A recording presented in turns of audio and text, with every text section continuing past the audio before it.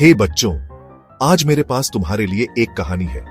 ये कहानी है एक धूर्त सारस और एक चालाक केकड़े की। तैयार हो?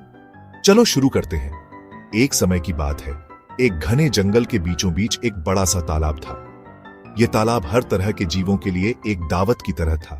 मछली, कछुए, केकड़े, पंछी, सब कुछ। लेकिन इन सब के बीच एक आलसी सारस रहता था, जिसे मेहनत करके खाना बिल्कुल पसंद नहीं था।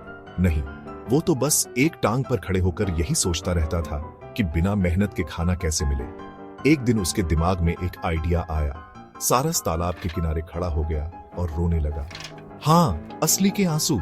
एक जिज्ञासु केकड़े ने उसे देखा और पूछा, अंकल सारस, आप मछली पकड़ने की बजाय रो क्यों रहे हो? सारस ने सिसकते हुए जवाब दिया, अरे प्यारे केकड़े, मैंने बहुत मछलियां पकड़ी है। मेरी आत्मा जाग गई है और अब मैं किसी और मछली को नुकसान नहीं पहुंचा सकता। मैंने ये पाप कर्म छोड़ने का फैसला किया है। केकड़ा अपना सिर खुजाते हुए बोला, लेकिन अंकल, अगर आप नहीं खाएंगे तो भूखे मर जाएंगे। सारस और जोर से रोया, ऐसे मरना ही बेहतर है। वैसे भी हम सब बर्बाद होने वाले हैं। एक ज्ञानी ऋषि ने मुझे बताया है कि 12 साल का सूखा पड़ने वाला है। केकड़ा घबरा गया और सबको बताने के लिए दौड़ पड़ा। जल्द ही तालाब के सभी जीव, मछली, कछुए, बत्तख सारस के चारों ओर इकट्ठा हो गए। अंकल सारस, आप कितने ज्ञानी हो, हमें बचने का कोई रास्ता बताइए। सारस ने थोड़ा सोचा और कहा, यहां से थोड़ी दूर पर एक तालाब है जिसमें एक पहाड़ी नदी गिरती है। वो कभी नहीं सूखता। मैं तुम सबको अपनी पीठ पर एक एक करके वहां ले जा सकता हूं। सब खुश होकर बोले, अंकल सारस की जय हो। लेकिन अरे अरे, सारस के मन में एक चाल थी।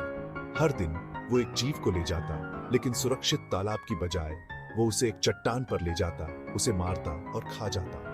हड्डियों का ढेर बढ़ता गया और सारस मोटा और चमकदार होता गया। बाकी जीव सोचते, वाह, अंकल सारस को देखो, हमारी मदद करके वो कितने स्वस्थ हो गए हैं। लेकिन एक दिन केकड़े ने कहा, अंकल, अब मेरी बारी। सारस मुस्कुराया, जरूर, आ जाओ। जैसे ही वे चट्टान के पास पहुंचे, केकड़े ने हड्डियों का ढेर देखा। अंकल, ये सब हड्डियां क्या हैं? तालाब अभी कितनी दूर है? सारस हंसा, मूर्ख केकड़े, कोई तालाब नहीं है, मैं सबको खा रहा हूं। अब तुम्हारी बारी है।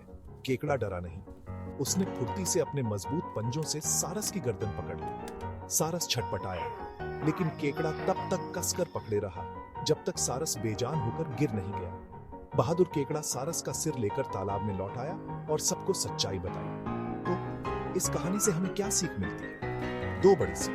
पहली, जो भी सुनो उस पर तुरंत यकीन मत करो, पहले जांच करो। दूसरी, मुश्किल समय में भी शांत रहो और अपनी अक्ल का इस्तेमाल करो। और ये थी कहानी धूर्त सारस और चालाक केकड़े की। सुनने के लिए धन्यवाद। बच्चों, अगली बार मिलते हैं।